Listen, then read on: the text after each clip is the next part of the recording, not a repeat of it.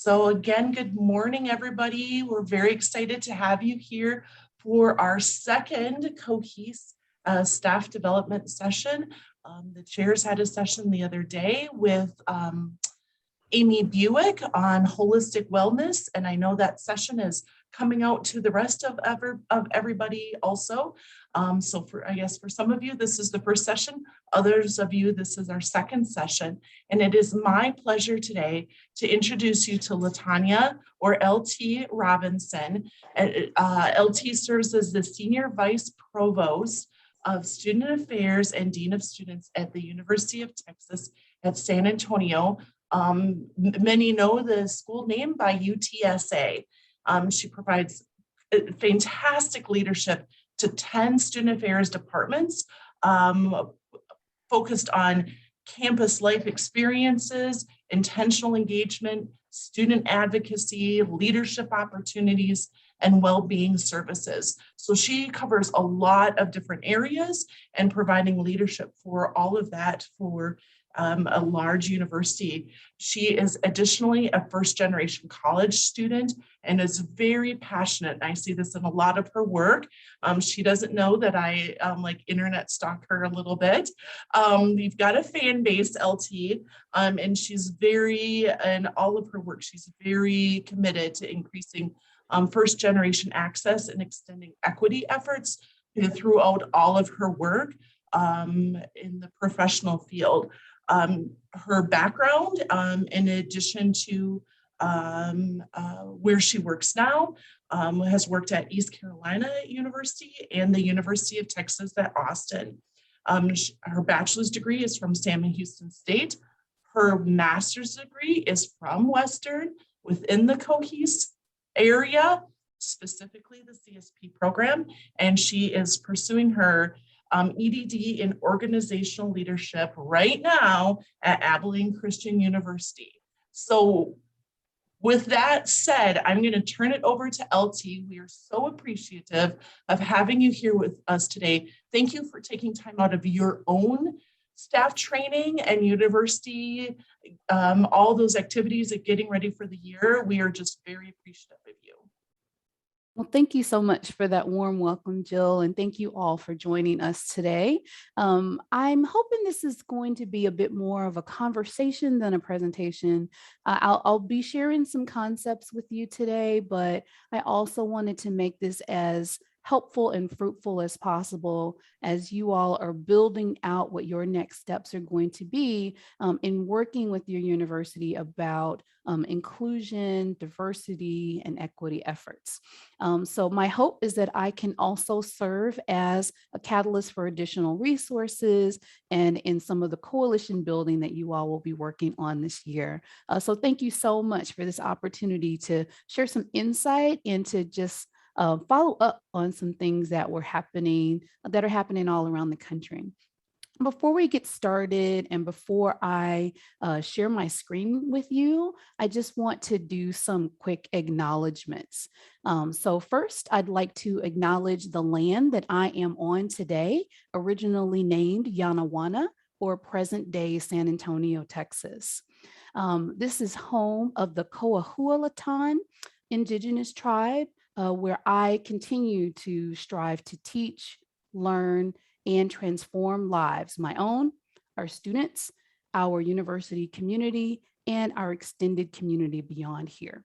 I also want to acknowledge you today. In the past year and a half, we've all been through quite a bit, through our own personal losses, ambiguity, stress, strain, continued challenges that we're facing every day with the two pandemics that are happening, one that's viral and then also one of injustice.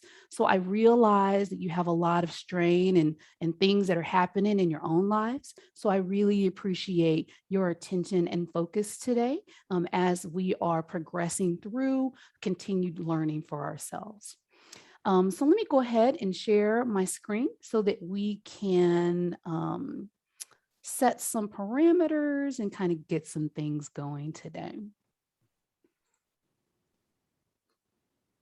All right, so let me put myself in presentation mode. we'll start from the beginning. That seems to be a good way to go. So I continue on. So I've done the acknowledgements, and Jill did a fantastic job already of providing an introduction for me, but I always want to put this in here visually as well, because I think it's really funny that I've only ever worked at places that have orange or purple in the school colors. I don't know what that is not intentional. It's just happened that way. But I just think it's really funny. And I never even really noticed it until I started to put something up like this in a visual way. But who knows, maybe at some point I'll mix it up a little bit and put some different school colors in there. But I do want to acknowledge also the journey that I have been on here, and the interesting way that I've kind of found my way to UTSA. And that was through Western Illinois. I would not be where I am right here if not for the time, effort, consideration, focus that people provided for me. So like me, many of the students that you all will be working with, you'll be changing their lives too. And so I want that to be front and center as you all continue to remember what's going on. As a college administrator myself, there are times when I kind of forget that my focus is in increasing knowledge and capacity for our students. So when I'm dealing with an angry student who has a grade grievance, or there's a big protest that's in the middle of our Sombria, and I get kind of off track with what's going on, I need to recenter myself in why I'm doing this in the first place. So I want to encourage you to remind yourselves of why you're here and what your focus is, because it can definitely get off track quite often with all of the things that we're facing on a regular basis. So I wanted to go ahead and take some time to get some introductions of you. So you've heard a lot about me, but I want to learn more about you too, so that I can ensure that the conversation that we're having today lean towards what's most important for you. So as you all are doing your introductions, I'd like for you to share your name, the role that you currently have, and how long you've been at WIU. And then also, what are your interests today for the session? And I think maybe the easiest way for us to do this, I am so impressed that I'm able to see you all while I'm presenting today, because normally that's not the case. So I don't know what I did in order for that to be a thing, or maybe if Zoom just updated itself in a way that we can, is that a thing? Is that what happened? Yeah, maybe Zoom updated itself to where you can share your screen, but on PowerPoint, but also see stuff. I don't know. I wasn't able to do that last time. But we'll go ahead and I'll just call on a person. And then if you can go ahead and start your introduction. Once you're finished with your intro, you select the next person. So let's go ahead and start with Renee. How about you introduce yourself first? My name is Renee Polavinsky, and I am the chair of the Department of Kinesiology. This is my 20th year starting at WIU. Previously was the director of the athletic training program. And my interest in today's session is I am continually wondering how I'm perceived and the perceptions that I have that may be of a false nature, and open to learning more about equity and inclusion. Thank you, Renee. Who's next? And I will call on Jill Myers. Thanks, Renee. I'm Jill Myers. I'm the director of the School of Law Enforcement and Justice Administration here at Western, and I'm just interested in how you're going to present this material. So, Me too. Okay. Whoever's next on the little square. And who would you like that to be? Okay, I guess on my screen it's Katrina. Hi, I'm Katrina Daitner. I'm the Associate Dean in the College of Education and Human Services, and I'm about to start my 21st year here at the institution. I was previously a faculty member in what is now the School of Education. It was Educational and Interdisciplinary Studies when I came. Today, what I'm hoping to learn more about is kind of reflecting on my own experiences and how those can impact the students that I work with. And I will call on Eric Sheffield. Thank you, Katrina. I'm Eric Sheffield. I am the director of the School of Education, which is the result of years and years of departments merging. And I am starting my 5th year at Western. And I guess I'm interested, as I always am, in ensuring that I am continuing to battle any blind spots that still exist. Who would you like to go next, Eric? Holly. Thanks, Eric. Holly Nichols. I am the chair of the Department of Counselor Education and College Student Personnel. So yay, alum, welcome. Very excited. I was like, I am starting, unbelievably, I am starting my 19th year at Western. I previously worked as a faculty member in counselor education, but I have worked in both counselor ed and CSP because, as you know, they're sort of married in a lot of ways. Let's see. My husband and I were discussing this morning. He's part of a group at his university on cultural humility. And so, and he's doing some presenting on that. So I think it's a conversation we've been having a lot at our house, just as a couple and as professionals and as parents, and looking at blind spots and what do we know and how far along are we, and how do we, as counselors, even particularly, have humility and being okay with what we don't know and being open to learning. So I think I'm looking forward to getting some more information about all of that today. Great. Thank you, Holly. Who's next? I'm going to pick Mike. I knew you were going to pick me. I knew you knew that. I just knew it. Mike LeCaranan, I'm in my 4th year as the interim chair of the Recreation, Park, and Tourism Administration Department. This is my beginning of my 17th year here at Western Illinois University, a 2-time graduate of my department before I got my PhD at the University of Illinois. My interest for today's session is just to continue to be a lifelong learner and question maybe some of the things that I believe or think I believe, and try to understand from multiple viewpoints.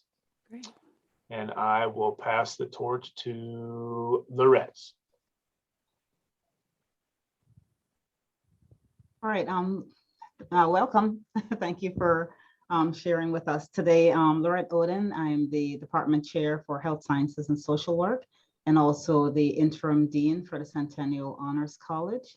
I've been at Western for 22 years, so I've been here for a while. My interest in today's session is to try to have a better understanding of how perhaps we can change or guide the culture, at Western, and maybe even in the community, to have more of a focus on inclusion, diversity, and equity. Because I think those are areas we really need to pay attention to. There's a lot going on, and we need to be able to address that in a way that's going to be acceptable to many people. It's not going to be accepted by all, but to many, so we could work on the culture. Great. Thank you. And Sterling. Good morning.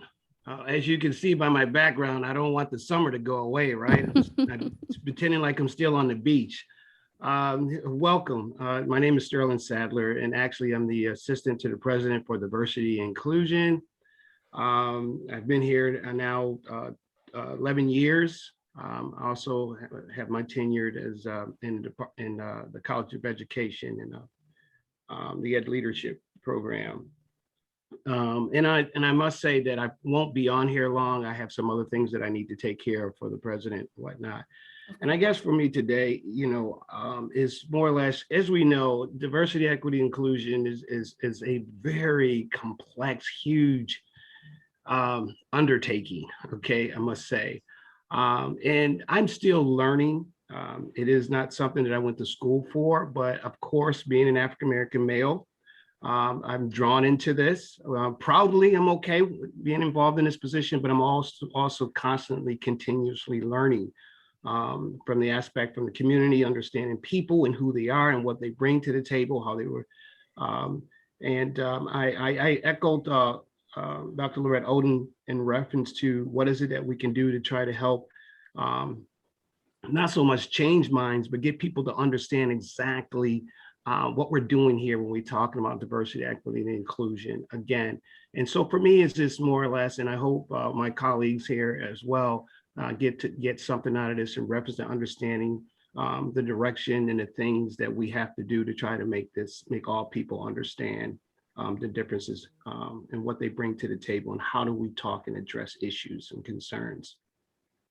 Sorry I was so long, but anyway. No, it's good. It's helpful insight. And I'll share with you all a little bit more about why I'm doing this, because you all know each other already. You're like, why are you having us introduce ourselves? I'll get to that in a moment. Sterling, who's next?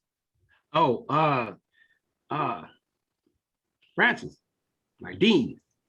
Okay, I am the Dean of the College of Education and Human Services. My name is Francis Godwell. I have a middle initial that I don't usually like to pronounce, but it is an E and it stands for Ebenezer.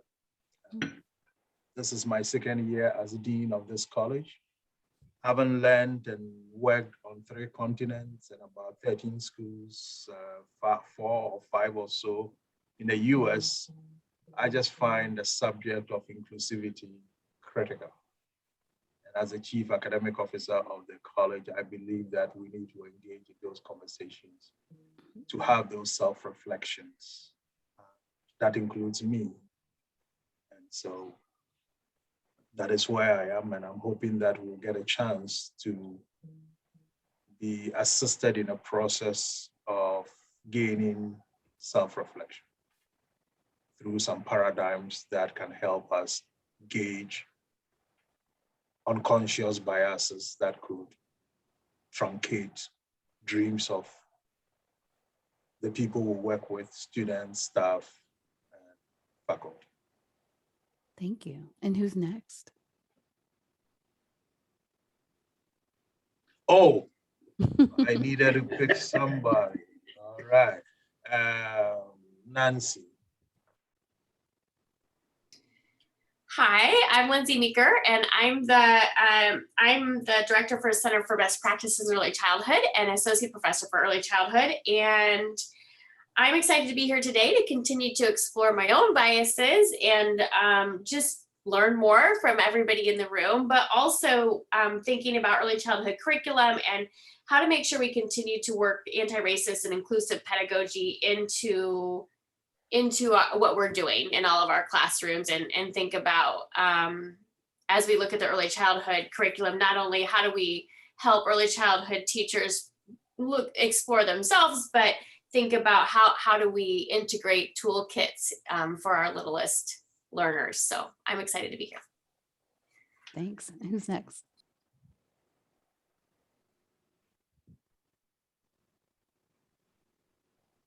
Who would you like to select next?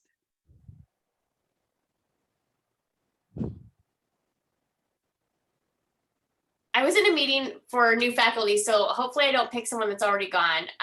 Jill?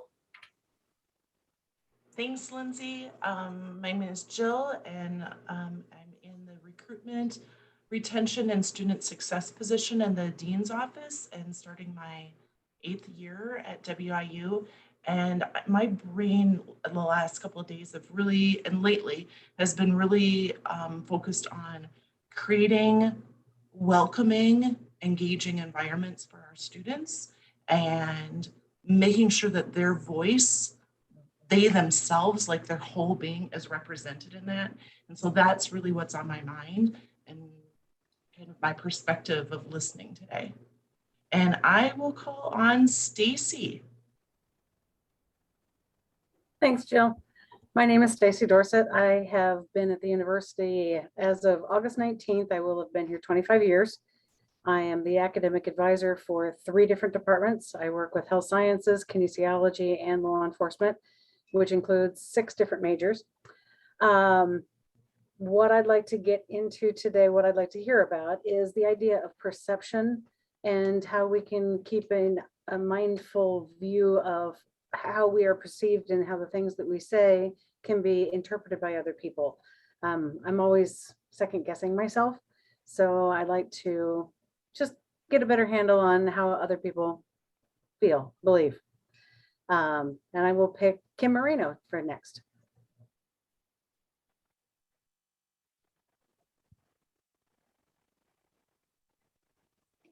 Oh, Kim, I can't hear you.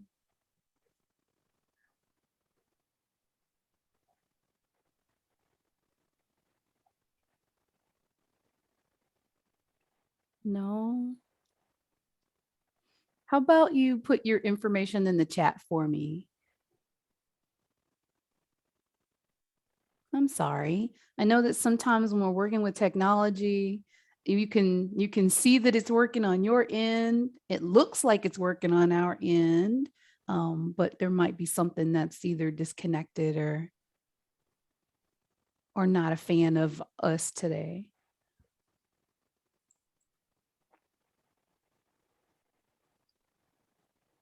Awesome. Kim, who would you like to go next? And then pop in the chat also what you hope to gain today.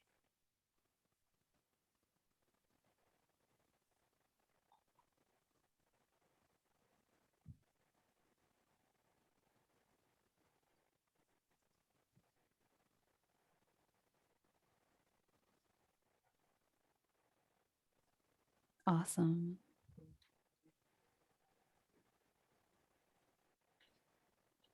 Hi, good morning. I'm Carl Aguerski. I have a sum of 2 weeks at Western Illinois University. And so I'm not an educator by training, but I think I am by practitioner as a practitioner. And you know, I have a lot of discussions with my former soldiers and officers about implicit, explicit biases, conscious and unconscious biases and heuristics. And how do we, as I have cadets here, how do I help them understand the power of diversity and diverse thought to make better decisions? And I think I'm really in the mode of discovery here. So that's what I hope to get out of it, is whatever I do get out of it. Excellent. Thank you. Who's next? And for those of you who haven't gone yet, go ahead and raise your hand real quick so that folks will know who hasn't gone yet. So you can select someone. All right. I think Lisa had her hand up first. She's anxious. Hi, I'm Lisa Turk. I'm the office administrator for the Dean's Office in the College of Education Human Services. I'm going into my 14th year here at Western.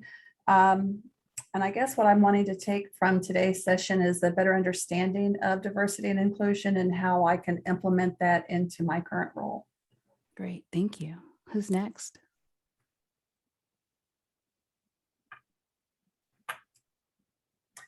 Renee Creasy.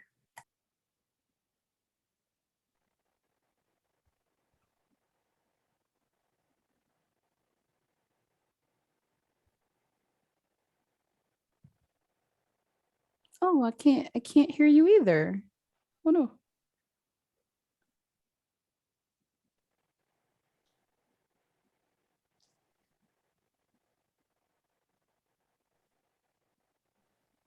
You might have to add your info into the chat as well.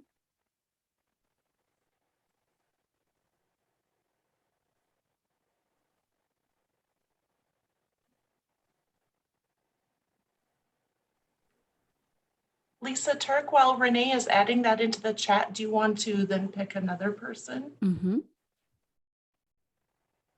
I'm sorry, Jill, what did you say?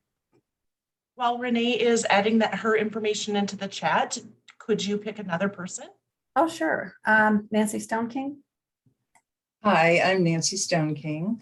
I was having difficulty getting my microphone going, but I finally have it. So I'm going to take this opportunity.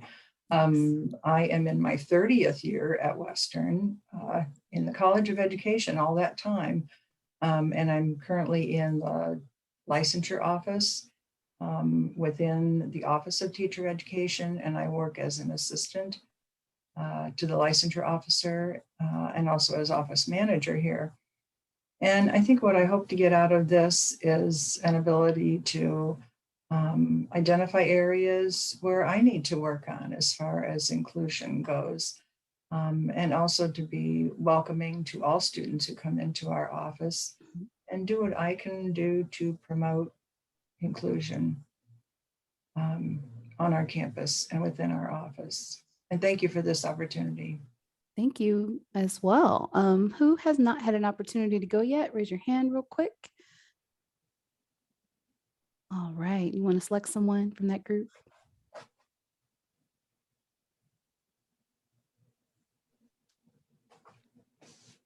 I'll just go ahead and select Lisa. Go ahead and go next. Good morning, everybody.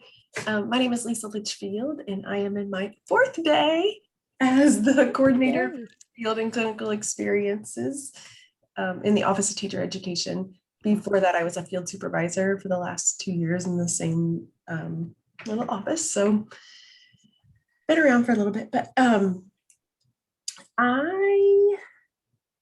my interest, sorry.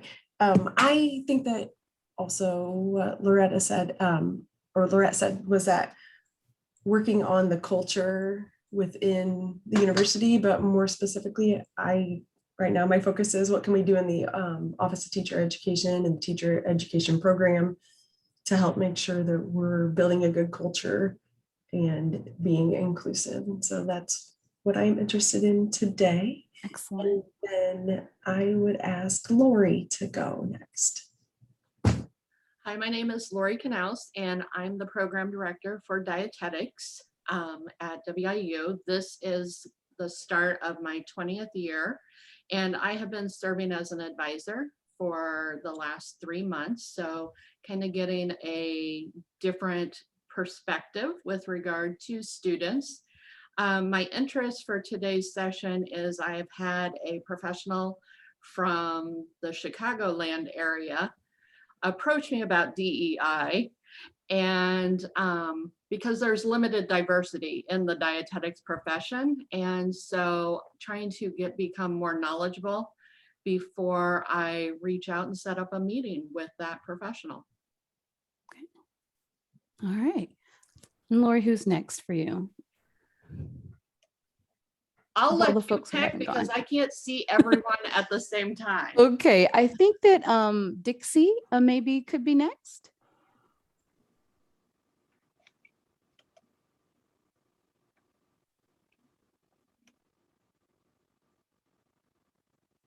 Military science. All right, and then Courtney.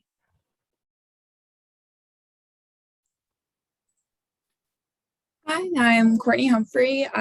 This is literally my 4th day here. Welcome. So I just got hired. I'm the office manager at LEJA. So I'm just here to learn and try to incorporate what I learn here into working at WIU. Wonderful. Thank you, Courtney. Who has not gone yet? So what's your name? I just see you as MMB. My name is Mary Burrell.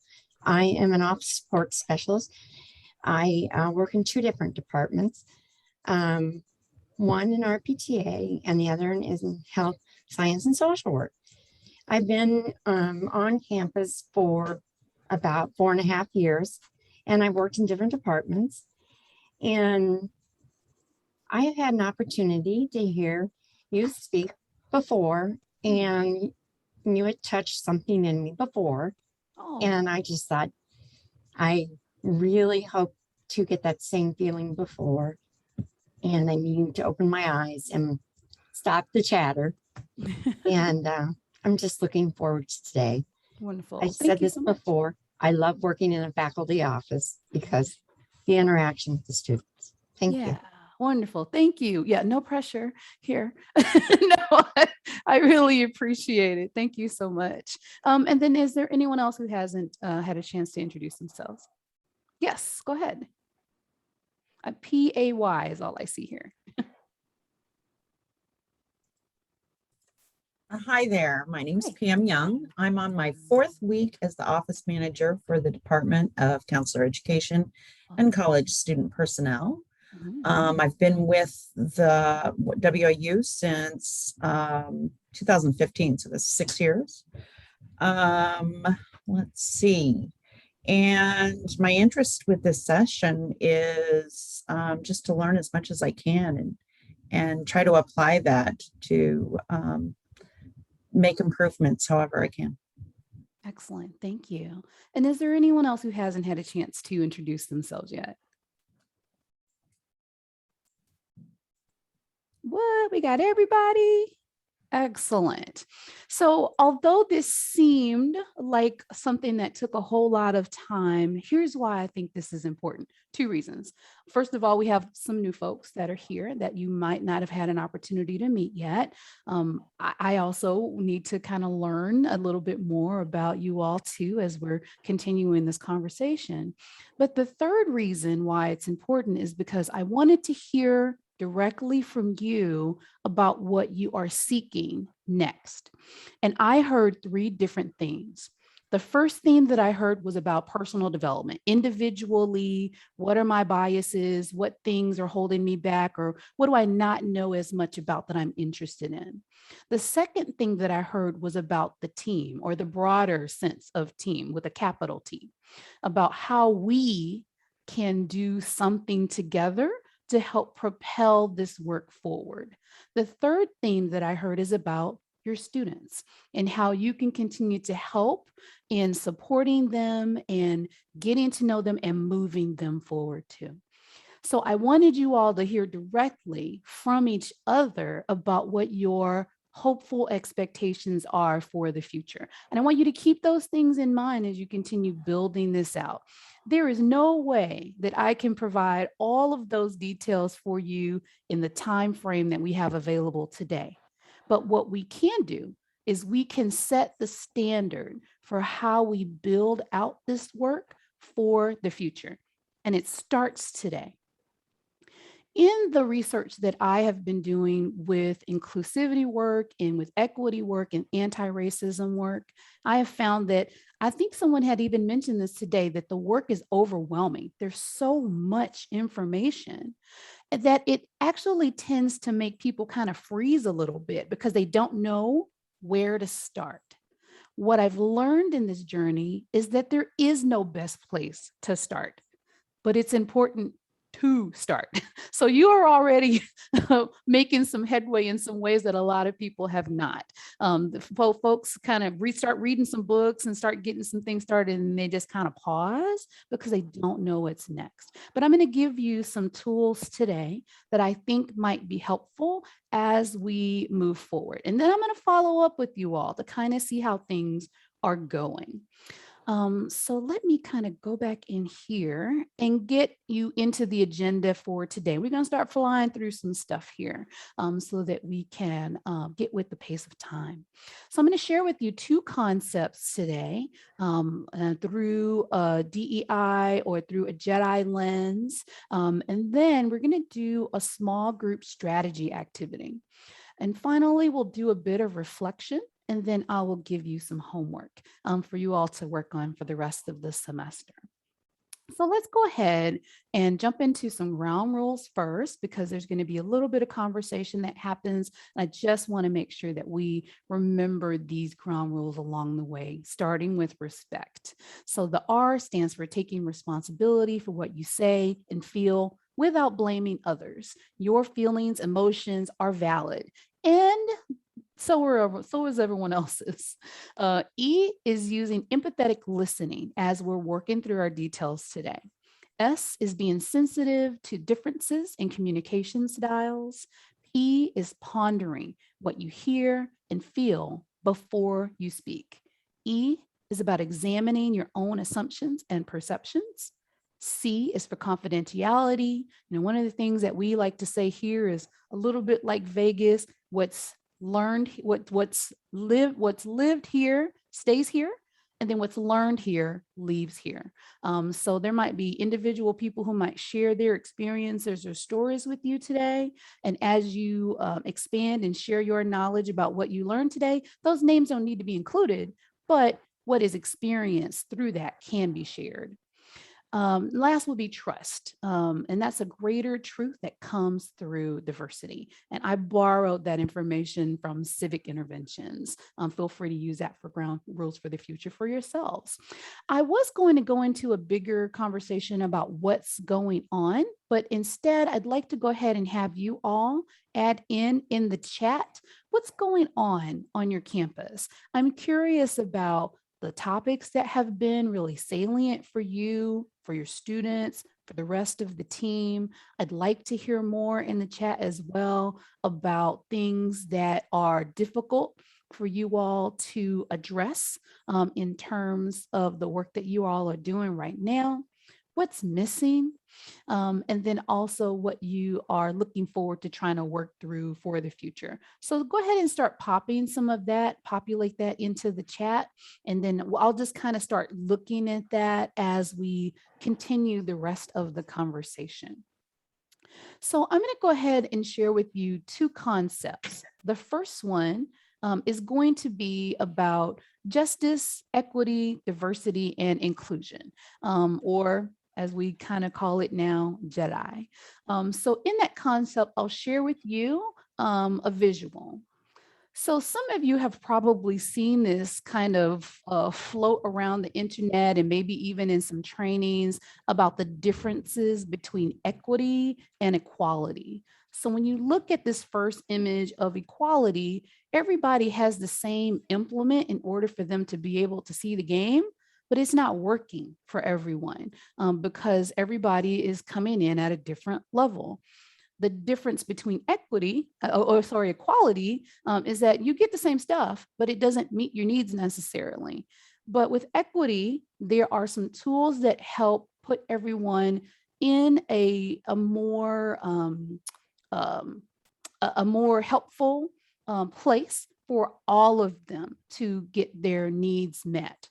But I want to shift this thought process a little bit more from these two spaces, this binary of equality and equity, to include the reality. Because really where we are right now is here, where somebody is like even further down than where they need to be in order to get their needs met.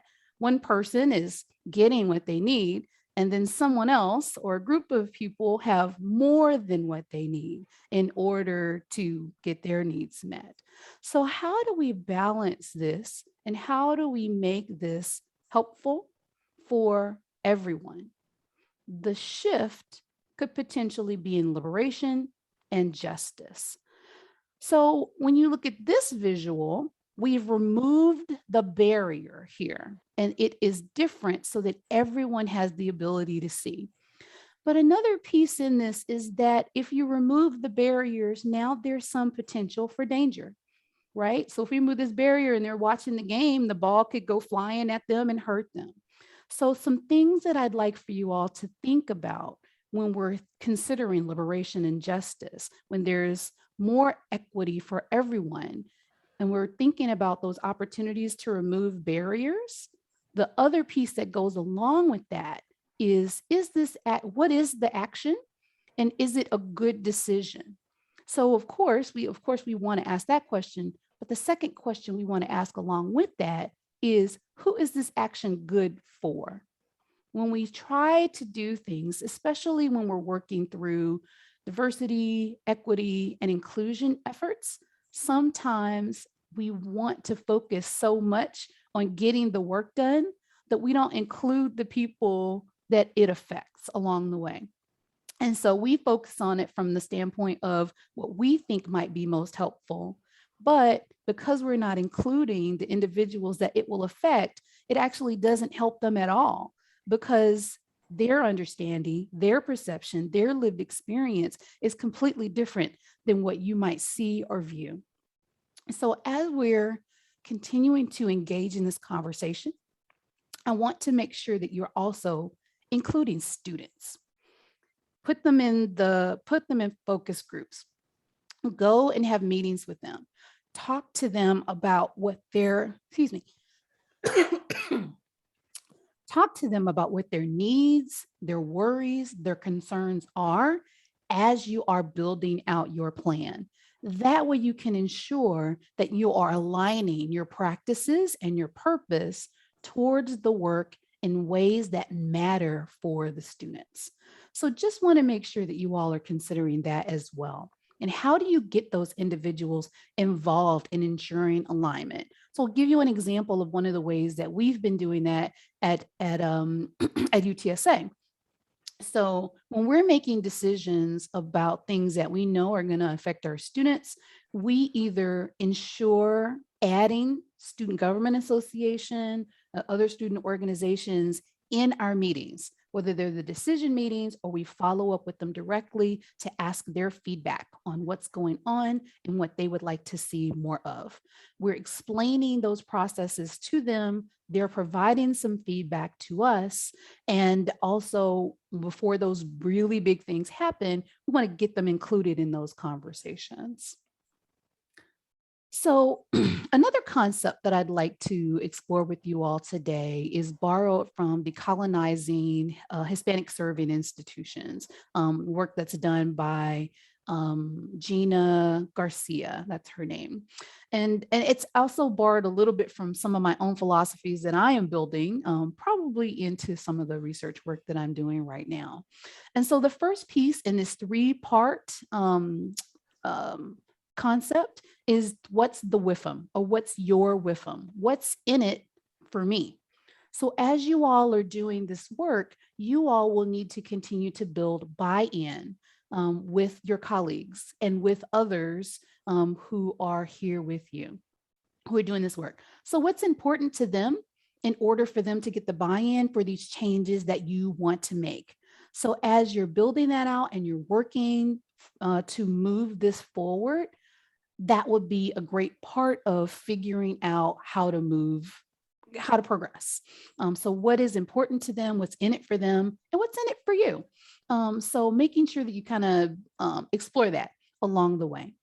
The second piece is, and I've heard this a little bit in your introductions today, is about coalition building. So who is your coalition? Who is that coalition of the willing, as I generally tend to call it? Identify those individuals and get them connected or involved in your processes. And the third piece is going to be, what are your parameters? What is the broader goal for what you are hoping to do for the entire institution, for your college, and then for the students themselves? So when you're thinking about what those parameters are, I'd like for you all to think some more about your mission, your vision, your goals, but how do they align also with the mission, vision, and goals of the university? Another piece to go along with that is going to be a strategic plan.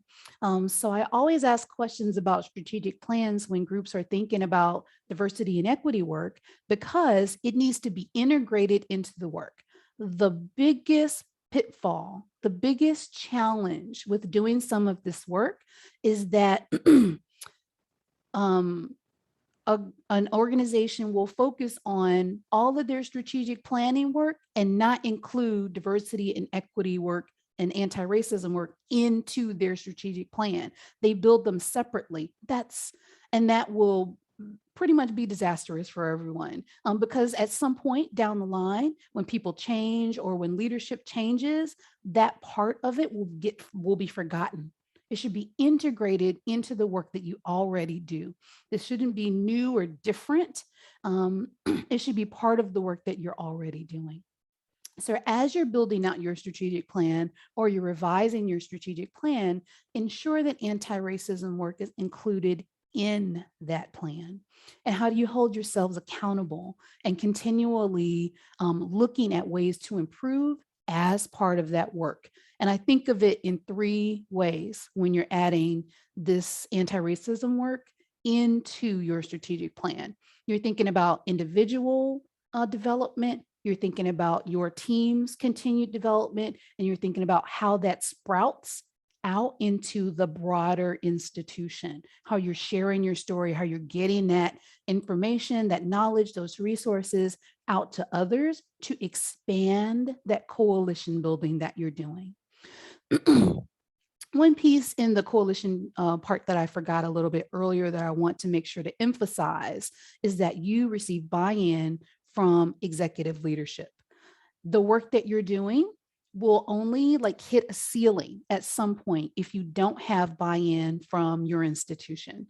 So your university president and other leaders that are connected to this work should also be involved and knowledgeable and continually receive follow-up about the work that you're doing. Otherwise, you will hit that ceiling at some point and you can't move any further, because at some point y'all are going to need some money, or there's going to be some other resources that you will need to have access to in order to expand the work that you're doing. Maybe to other colleges, maybe to the entire university, maybe to the University Diversity Council that you all have. That's going to need to be connected in order for you to continue to shift the way that you all are doing the work right now. So I wanted to, before we get into the breakout rooms, I just wanted to see your faces again, first of all, because I couldn't see you before. And then I also wanted to kind of pop into the chat to see those things that I was asking about earlier. So I see in the chat, oh, thank you all for sharing. This is really great. So here's something that I recommend for you all. Let's go ahead and save the chat. I'm thinking like Jill particularly, save this chat so that when you are doing this continued work, you can take a look back at some of this so that it can be part of the goal setting that you all are going to do. So let me go ahead and do a pulse check with you all right now. We discussed two different concepts. What are some of your thoughts about those two concepts, about at Jedi practices or equity and justice, equity, diversity, and inclusion, and then also that secondary concept of what you're with them, coalition building and building your parameters? And feel free to just unmute yourself and share.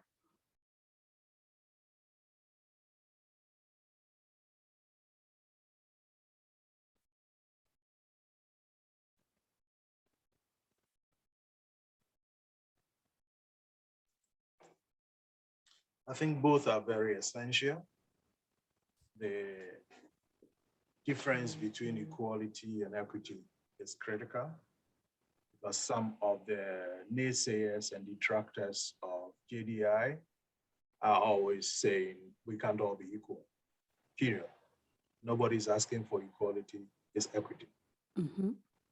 There are some students who need $5 in order to be able to register the next time, and someone else who needs $1,000 to be able to register.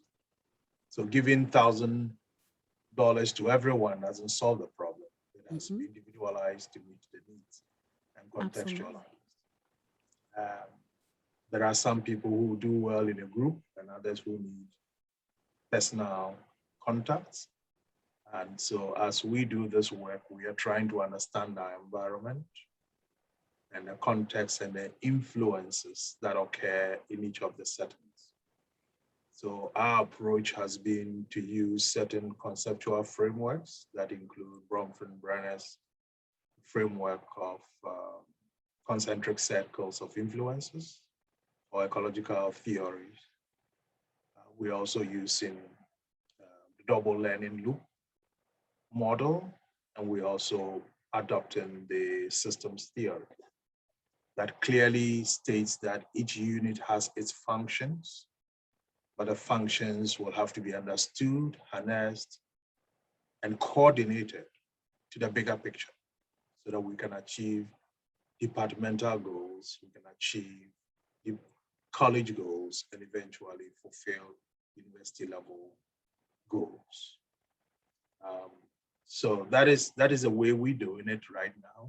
And we have had a group that has been working last year. We call it the CT Vivian Lecture Series. named after two icons. And one is a woman, first African-American woman to graduate from WIU. And then the other, of course, it's civil rights icon. So they have initiated a few talks and a few conversations, and we are moving to having this college-wide conversations. The people you see here are the leaders of the college, from academic advising through departments to centers, and then to clinical field experience, and of course to the departments.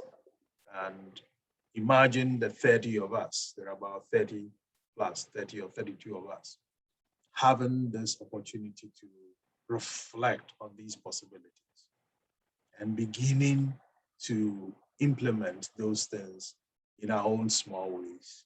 We'll begin to infuse some of these very powerful concepts throughout the things. And as we meet students, as we meet faculty, as we meet staff, if the attitudes become helpful, the culture will be changing slowly. I believe strongly in seeking upper administration support, but I also believe in building a bubble in such a way that should I receive a lot of resistance, I do not lose my bubble. And so we do both.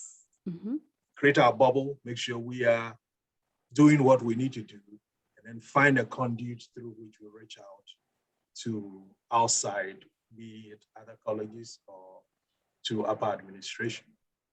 That is not to say that there is any concern about upper administration commitment to diversity or equity issues. But our approach is to build the home first, and then we move to the outside, inside, and then we'll move outside, and then later on we'll go to the community.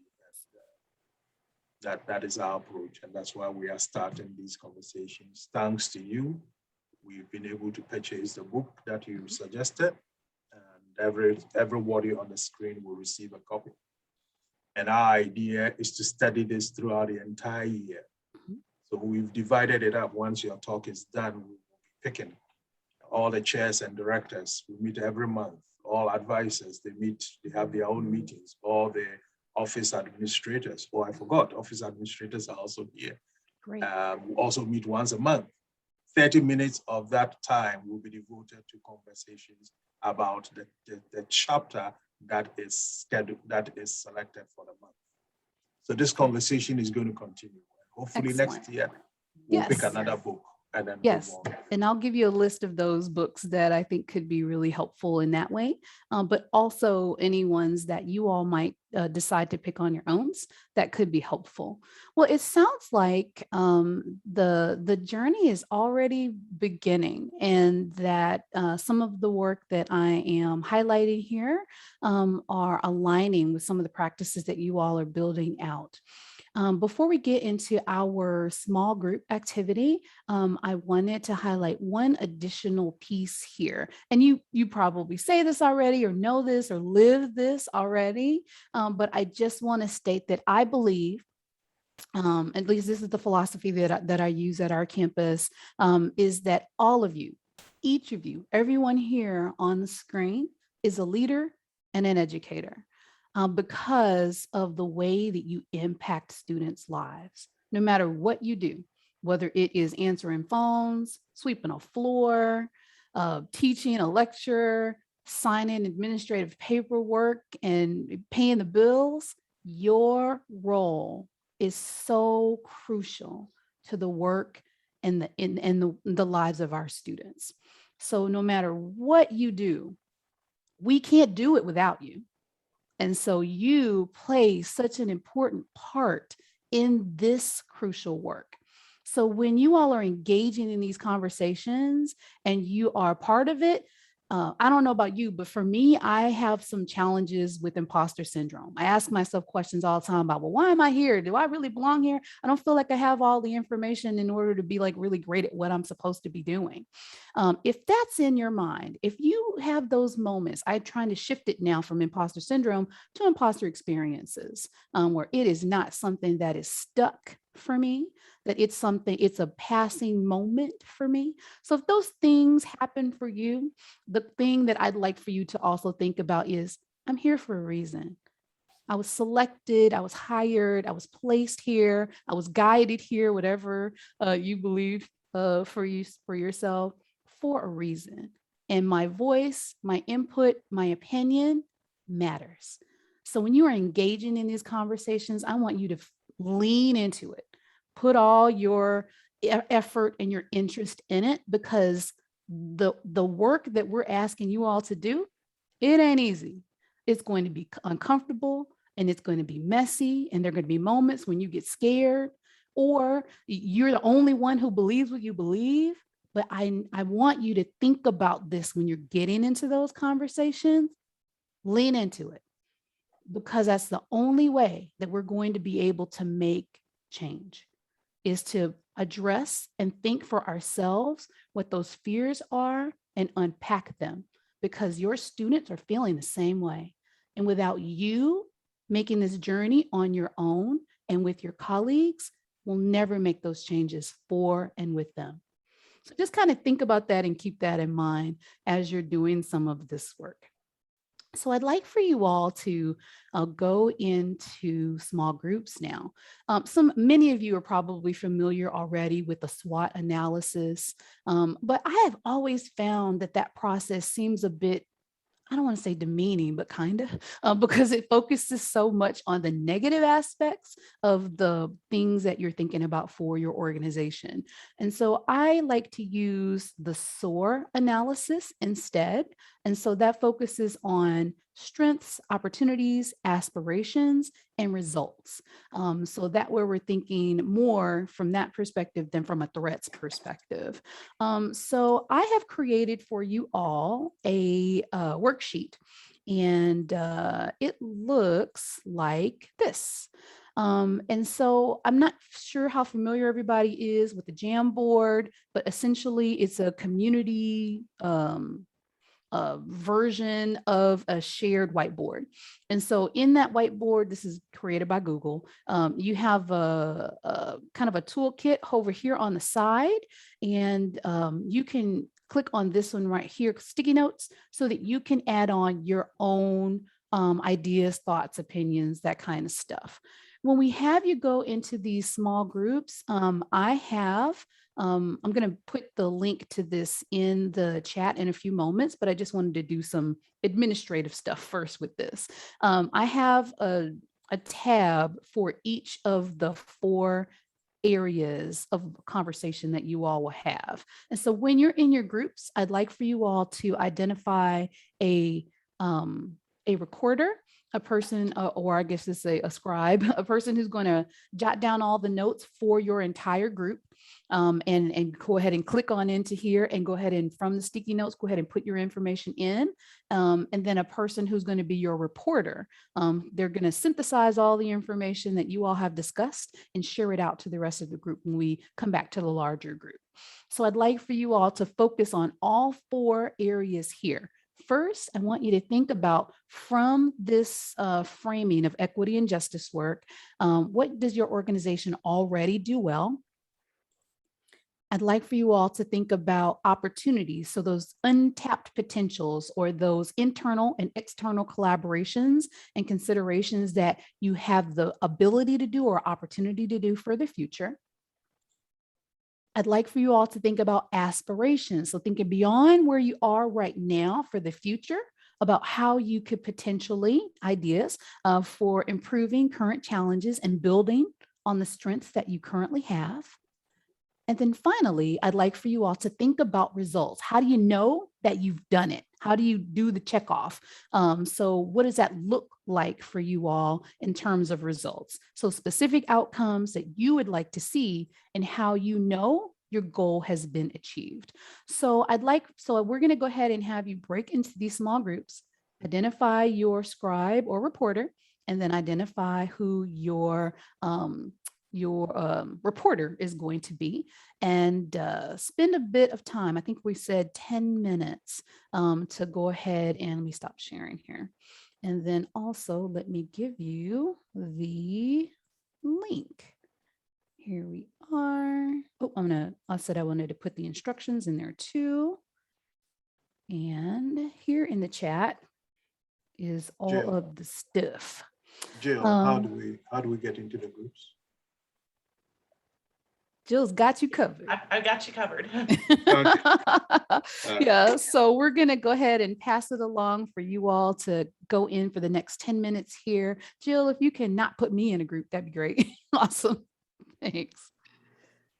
And we'll pause for a bit. Yeah, so the clock is on about your strategic plan. Great. So we'll make this available for you all to continue to work on. I've found this to be really helpful. I'm working with an affinity group right now at our campus, the Black Faculty and Staff Association. They did a similar exercise, and they've been building their strategic plan from some of this work. And so I encourage you to consider this as well as you all are moving forward. I do have a next question for you here, or a next kind of piece for you here. And I realize that we have about 15 minutes left, but I wanted to go ahead and open it up. Let me go ahead and share my screen again here. And let's see. This is always so fun to get things going from a technology perspective. Okay. And here we go. Share there. All right. So I wanted to, since you've talked a little bit about the concepts that I shared earlier, you've had some time to do some of our SOAR breakout rooms. I'd like to hear about what you all discussed in your groups. So how about your recorders? Go ahead and share some of that insight. What did you all discuss in your chat, in your groups?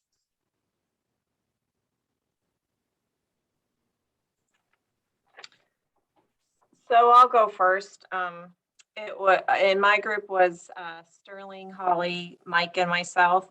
So we probably didn't do all of it. We weren't able to access the bit.ly, but one of the things that we talked about in terms of opportunities was being intentional in terms of incorporating DEI or JEDI topics in our agendas and our curricula, and making that an intentional process. So I think part of what Dr. Godwell's in terms of our book talk, that will certainly help to help us in terms of our agendas, but also thinking about that in terms of how we can then break that out. We also talked about in terms of the strategic plan at the university level. We found some discussion of JEDI topics in it, but we felt like, and the university is kind of going into its next step of doing some additional strategic planning, that we probably needed to focus more on some actionable items to kind of go back to in terms of thinking about SOAR, thinking about those results, right? That some of the things that the theoretical or the big pie in the sky are important for us as goals, but then what are the actionable items so that we can actually measure whether we're actually creating those goals. Excellent. So those were a couple of the things that we talked about. Great, thank you. Next group, and y'all can self-select which group.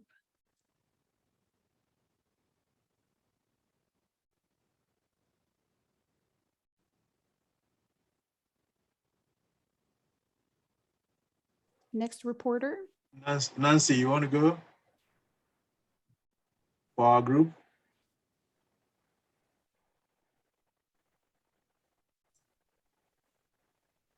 I don't know. Dean Godwell, do you want to go and summarize what we've talked about, or do you want me to? Oh, yes, please, please. You are the recorder, so you share. I did record it. We couldn't get on the Bitly either, but I'll go Oh, through. yeah, I did make access shortly after I realized it. I'm so sorry about that. Oh, that's fine. We Yeah. did talk about our strengths, and we think that student involvement is a strength. There are a lot of activities that our students are involved in, not just on campus, but in the community, and that's open to everyone. Another strength is that the faculty know their students. They have a good relationship with them, and are able to discuss issues with them. Another strength is that our faculty and administration, a lot of them have longevity here that shows a commitment to the programs and to the university and to their students. We have good human resources that are caring people who are assisting, and they show respect for the students and for one another. Some of the opportunities would be to include students more in planning, as you discussed yourself. Another opportunity would be words, not to speak in generalities about people or classes of people. And aspirations would be to increase our welcoming to students, and for growth in change that we're trying to make.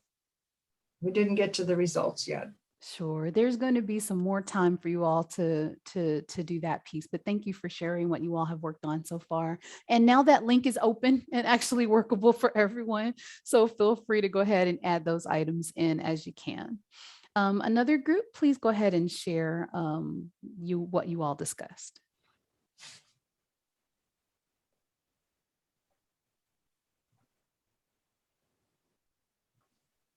I'll go ahead. So I was with Stacey, Lisa, and Kim. And so that's Lisa's at the college level. Stacey's with the law enforcement and justice administration. And Kim and I are in the world of education. So one of the things we discussed is the kind of the natural connection to JEDI issues that come out of a school of ed or a department that actually has justice in the title. And we have therefore some strengths in that regard in terms of coursework, for example, that specifically addresses those questions, given that it is often at the doorstep of a school or in the interactions of a community with the law enforcement folks, where such issues sometimes rear their ugly heads and then are also successfully addressed. I won't speak to the law enforcement because that's not my world, but throughout the history of this country, it is most often issues at schools that drive change. Of course, think of Brown versus Board and other such kinds of matters. We also host both internal and external kinds of events that would be good places to take up these issues. Again, particularly in the School of Ed, we were very anxious to rebuild what seemed to be some atrophied relationships with schools. And in so doing, have those kind of difficult conversations, which, by the way, and this was, I think, before I got here, and Lisa reminded us that back when you guys, some of you were EIS, you had an event called Difficult Conversations. And I would like to potentially get back to something like that. It's a is that part of the book or just the concept? That was just the concept, and then a regular getting together. We had a faculty member here who retired, Dr. Moretsky, who, as I understand it, hosted those kinds of conversations. Excellent. There's a book series that connects with that I highly recommend. I think that would be great. All right. Opportunities, again, increasing, one of the issues we have to deal with here, and it's common, particularly in towns this size that have universities, is the kind of town and gown relationship. It's been, especially here in Macomb, it's been a bit contentious, and contentious on exactly these issues, given the makeup of the town and the increasing change in particularly the students here. So I think that's crucial. I think we, the university, should be having regular meetings with community leaders to chat through these things. Agreed. And then I think we made it to number 3 before we ran out of time. We certainly need more diverse faculty here. And Lisa and I think maybe Stacey as well, noted that students will comment that they don't see anyone like them in front of the classroom, right? And that's an issue. That's a big issue in education, particularly generally. I would guess it's the same in the LEJA world. It is still the case that something like 80% of public school teachers in this country are white, female, and middle class. So, and I would guess it'd be maybe not that high, but similar. So the idea that and I don't like this language, so I won't use it. I'll just say our students and fellow faculty should have the opportunity to see themselves at the front of the classroom or at the head of a department or those kinds of things. And I'll stop there unless my group is wanting to say anything else.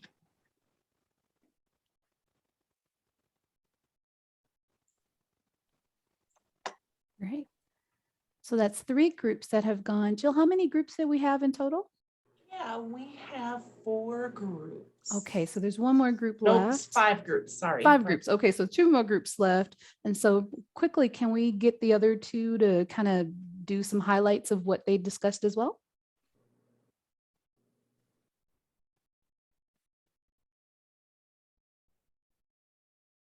How about the group of Renee, Laurie, Jill, and there's one more person I'm looking for who it is, but how about that group? Have you?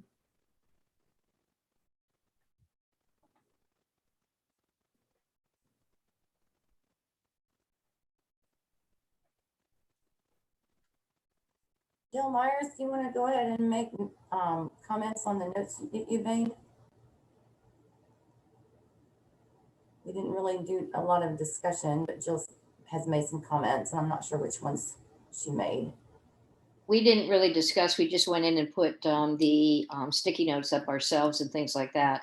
And again, I know that, and I put it up for what I thought about the School of Law Enforcement, and I believe that we do an incredible amount of community and interaction with the diverse groups and things like that. So I think that's our strength, that we are constantly out there doing stuff and working with the community and being part of the community and things like that. I said that one of the things we can work on is making that be more recognized. Instead of being, noted for the failures, we should use the failures I wrote as things to work on, but we should put what we're doing successfully and highlight that so that we get identified with the positivity versus and the steps we're making for corrections versus what we've done wrong in the past. So that's excellent highlight. There's comments on all 4 of the questions up there. Great, thank you. And I don't want to short sight the final group there, but any comments you all have about some highlights of what you all discussed?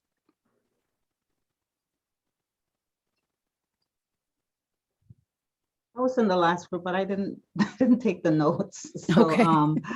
I'll try to remember. We were saying that some of the strengths would be that, Western is open to listening to the students. We thought that was a strength when Dr. Abraham, had several forums with the students to understand where they were coming from, what their needs were, and so forth. So I think that was important.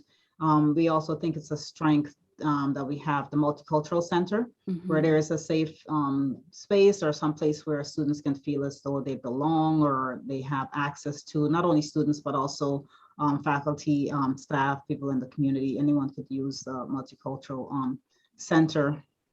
We thought it was, I can't remember everything we said. Let's see.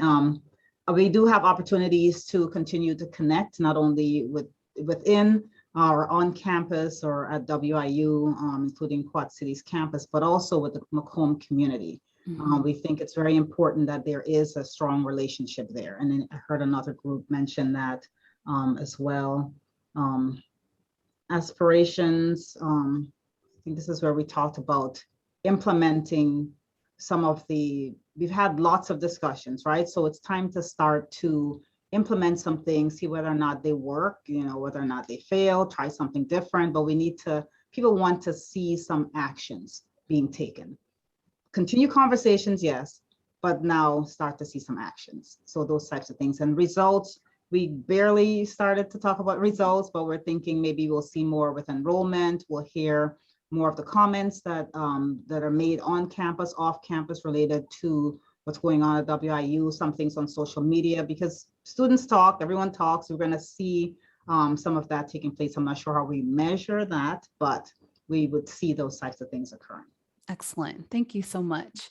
Well, I know we're running short on time, maybe a little bit over time now, but I want to go ahead and close by sharing some homework with you about what those next steps will be. So I already know that you all are going to be or starting to read bias. I think this is going to be a great next step for you in looking at individually, but also as a group, what things to continue to kind of work through in terms of implicit bias. But I also would like for you all to consider the possibility of completing a self-assessment for your area. So I've included here in the chat a link to a self-assessment that we've been using for anti-racism practices. It breaks down different categories of policies, procedures, the ways that we go about our daily work, and really taking a hard look at what we are doing and what we're not doing in terms of that. So I do want to acknowledge that we did not create it ourselves. It comes from the State Capacity Building Department of League of Conservation Voters, which sounds weird, but it's really an excellent tool. We found it to be very helpful. So we adapted it to our needs, but we encourage you to do the same. Or if you don't like this tool, seek another one. There's like hundreds of them out there, but this one was one that we thought was really great. So I just want to leave you with a final thought here, and it's based on a new faculty member that we have actually at our campus. And she stated in a TED Talk recently about this work, about anti-racism work, is that this is not something that is changed in a week or a year, or even 3 to 5 years. When we talk about this fully ingrained systemic challenge that we are facing right now, this is either 50-year work if you're a minority serving institution, or 100-year work if you're a PWI. So this takes lots of time. So I want you to just know that if you're not seeing like really quick changes, it's not about that. It's like growing a tree. A tree is going to need nourishment and time and effort and focus and pruning and adjustment along the way. It takes lots of time to do this, but the investment is well worth it because the roots tend to make that tree stronger. And as you're continuing to grow it, it becomes something really special. So I know that y'all are going to have some challenges along the way, but keep pushing. And if there's things that I can do to help along the way, I'm here. Especially as an alum, I do want to continue to give back. So I apologize for going over time here, but I want to extend again to you a thank you for your participation today. And please let me know if I can be of additional service to you. Please stay in touch. I'm going to also go ahead and put my email in here. There we go. And I wish you all a great rest of your day. Have a great one. Thanks, everyone. Thank you so much, LT. If you all join me in thanking LT, that was really great. Thanks for kicking us off down this road. Thanks, y'all. Have a great one. Thank you. Bye. Thank Take you. care. We want to recognize also Sterling, Dr. Sadler, who is the Special Assistant to the President on Diversity Initiatives.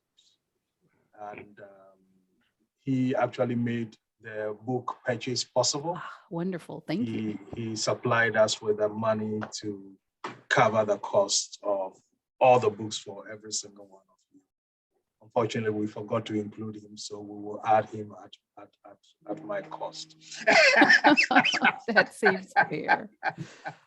But Oh, it is great, and we think we're going to have a good time in a year. But LT, thank you very, very much. You're very I'll be reaching welcome. out to you later on some other conversation. Sounds good. And I want to touch base and kind of see how things are going as well. So I'll keep you posted. Yes. Thanks again, everyone. I had a quick question, but I just want to comment and say that, really appreciate this is some of the things that this session here is a session that we would need to repeat in all our colleges, across the campus. And so we will be giving a report to the Board of Trustees in reference to this particular training session here. And Jill, I'll probably ask you to join me in reference to that situation. I'll write the report up and we'll talk to them a little bit about what was accomplished here. And I think this is the beginning. And so I really want to thank all of you who actually participated. And, please, by all means, the next time you guys start having your sessions, grab somebody else to bring them to these sessions. Like Dr. Robinson said, this is a long, uncomfortable process. We're talking about 50 to 100 years. We're never going to, and it starts to evolve. It's going to be evolving. There's a lot of things you start to learn. I've learned so much so far. And so I just want to say thank you for even showing up and being a part of this process. So thank you to the College of Education. Indeed. Thanks, everybody. Thank you. Thank you. Have a good one. Thanks, everybody. Thank you. Are we going to shift from this